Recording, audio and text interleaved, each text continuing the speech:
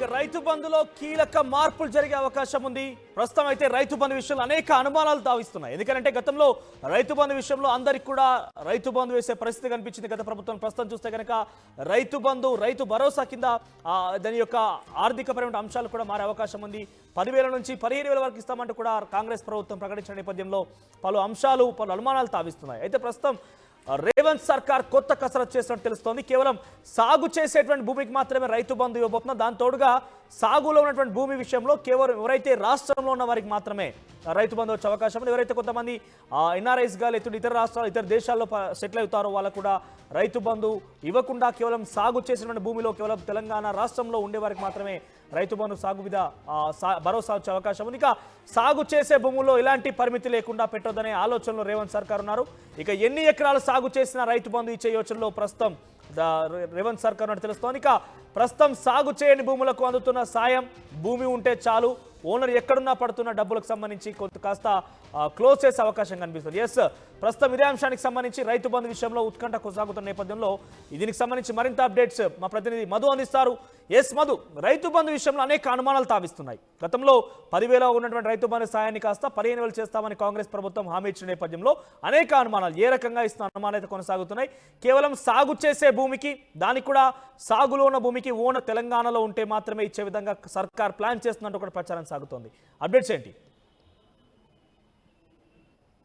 Exactly, ఎందుకంటే గతంలో ప్రభుత్వం 10,000 ఇచ్చింది ఎకరాకి, సంవత్సరానికి 2 దఫాలుగా వాళ్ళు ఇచ్చినటువంటి పరిస్థితి. సో వీళ్ళు మాత్రం అధికారంలోకి వస్తే దాన్ని 15,000కి చేస్తామన్నారు. సో మొన్న జరిగినటువంటి రైతు బంధు డిస్ట్రిబ్యూషన్లో మాత్రం గత ప్రభుత్వం ఇచ్చినట్టుగానే రైతు బంధు యాజ్ ఇట్ ఈస్గా డిస్ట్రిబ్యూట్ చేశారు. నెక్స్ట్ తదుపరి రైతు బంధుకు సంబంధించిన దానిపైన విధి విధానాలు, దానికి సంబంధించి ఏ రకంగా డిస్ట్రిబ్యూట్ చేయాలనే కసరత్తు ప్రారంభమైంది. అనేక సూచనలు ప్రభుత్వానికి అందుతూ ఉన్నాయి. కొద్దిమంది మంత్రులు బాహాటంగానే చెప్తా ఉన్నారు 5 ఎకరాలు ఉన్నటువంటి రైతుకు మాత్రమే రైతు బంధు ఇవ్వాలి అనేటువంటిది. కొద్దిమంది మాత్రం 5 ఎకరాల నుంచి 10 ఎకరాల లోపు రైతు బంధు ఇస్తే బాగుంటుంది అనేటువంటిది కొద్దిమంది చెప్తా ఉన్నారు.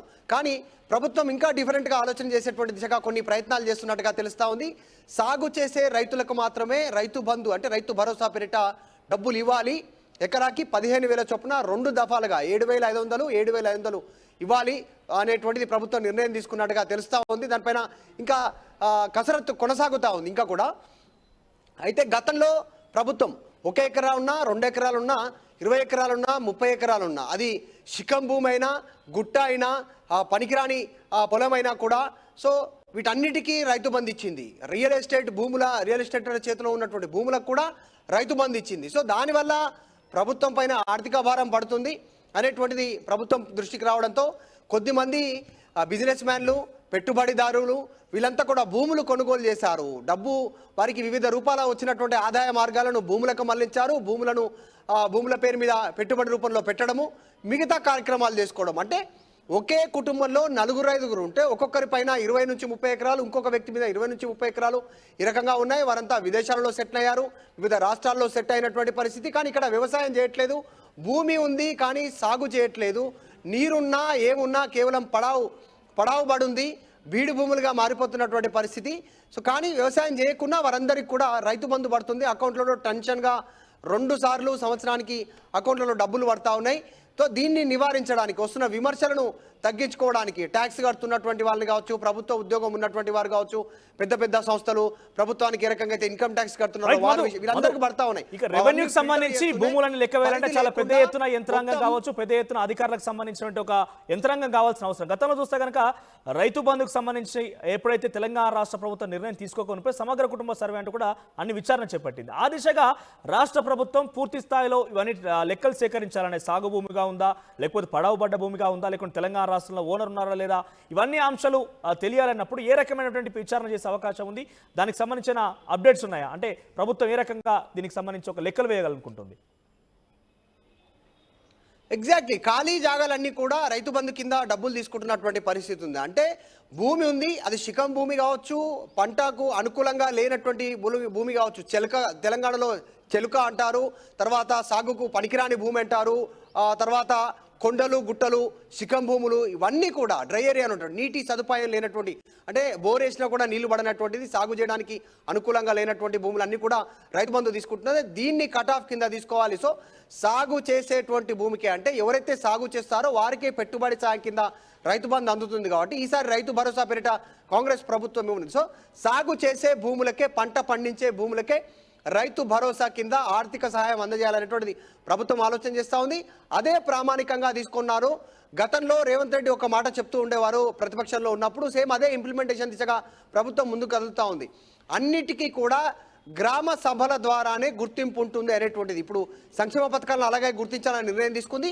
రైతు బంధు పేరిట ఏదైతే రైతు భరోసా ఇవ్వనుందో ఆర్థిక సహాయం, అది కూడా సేమ్ యాజ్ ఇట్ ఈస్గా గ్రామ సభల ద్వారా గుర్తించనుంది. పంట వేసినటువంటి వారికి మాత్రమే, పంట పండించేటువంటి వారికి, సాగు చేసేటువంటి వారికి మాత్రమే రైతు భరోసా పేరిట ఆర్థిక సహాయం అందించాలనేటువంటిది ప్రభుత్వం చాలా క్లారిటీగా ముందుకు వెళ్ళాలనుకో. దీనికి లిమిటేషన్ పెట్టొద్దు అనేటువంటిది చర్చ కొనసాగుతుంది. ఎంత మేర లిమిట్ పెడతారు, 5-10 ఎకరాల చూడాలి. ప్రస్తుతానికి మాత్రం ఎంత సాగు చేసినా కూడా వారికి పెట్టుబడి సహాయం ఇవ్వాలనేటువంటిది చర్చ కొనసాగుతుంది. ప్రభుత్వం ఆ దిశగా అడుగులు వేస్తూ ఉంది. సో పంట వేస్తేనే, సాగు చేస్తేనే రైతు భరోసా పేరిట ఆర్థిక సహాయం అందే అవకాశం ఉంది. రైట్, గతంలో కూడా ఎన్నికల మరుసటి తర్వాతనే అతి సమీప కాలంలోనే మేము రైతు బంధు పథకం ఏదైతే పెండింగ్లో ఉందో అది విడుదల చేస్తామని చెప్పినప్పుడు దాని మీద కూడా కొంత ఉత్కంఠ రేపుతున్న పరిస్థితి. ఇంకా కూడా రైతు బంధు డబ్బులు అయితే జమ కాలేదంటే కూడా రైతులు ఆవేదన వ్యక్తం చేస్తున్నారు. దాని విషయంలో ఏదైనా ప్రభుత్వం సమీక్ష నిర్వహించడం కానీ ప్రభుత్వం క్లారిటీ ఇచ్చే అవకాశం ఉందా? పూర్తి స్థాయి ప్రక్షాళన దిశగా ముందుకు వెళ్తా ఉన్నారు. గతంలో రైతు బంధు ఏ రకంగా ఇచ్చారో ఈసారి రైతు భరోసా అలా ఉండదు అనేటువంటిది అధికారులకు ఆదేశాలు ఇచ్చారు. సో దానికి ప్రామాణికం గ్రామ సభను తీసుకుంటున్నారు. గ్రామ సభలో సర్పంచ్ ఆధ్వర్యంలో అక్కడ జరిగేటువంటి సాగు విస్తీర్ణం ఎంత, ఎవరు సాగు చేస్తూ ఉన్నారు, ఎంత మేర సాగు చేస్తూ ఉన్నారు. ఇప్పుడు ఎగ్జాంపుల్ 10 ఎకరాలు, ఇప్పుడు ఒక రైతుకి 10 ఎకరాలు పొలం ఉంటే 10 ఎకరాలలో ఆయన 5 ఎకరాలు మాత్రమే సాగు చేస్తే 5 ఎకరాలకే రైతు భరోసా కింద ఆర్థిక సహాయం అందేటువంటి అవకాశం ఉంది. అదంతా కూడా గ్రామ సభ చూస్తుంది. గతంలో ప్రభుత్వం ఏ రకంగా అయితే ఇంప్లిమెంట్ చేసిందో రైతు బంధు ఆర్థిక సహాయం పేరిట, సో ఆ రకమైనటువంటి ఇంప్లిమెంటేషన్ ఈసారి ఉండదు.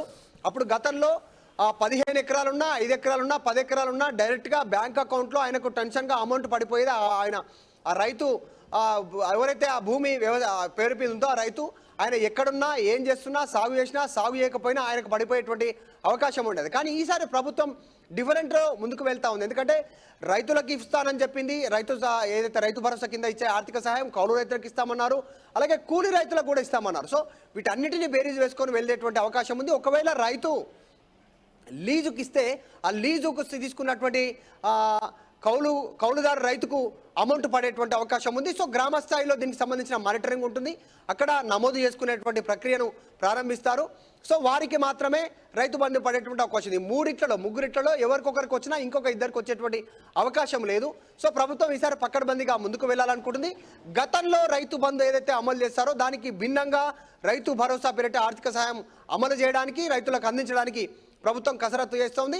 నెక్స్ట్ సీజన్లో ఆల్రెడీ ఇప్పుడు అమలవుతా ఉంది కాబట్టి గతంలో ఏ రకంగా అమలైందో ఈసారి కూడా రైతు భరోసా అదే అమౌంట్తో ఈసారి అదే అమలు చేస్తూ ఉన్నారు, అదే యథావిధిగా.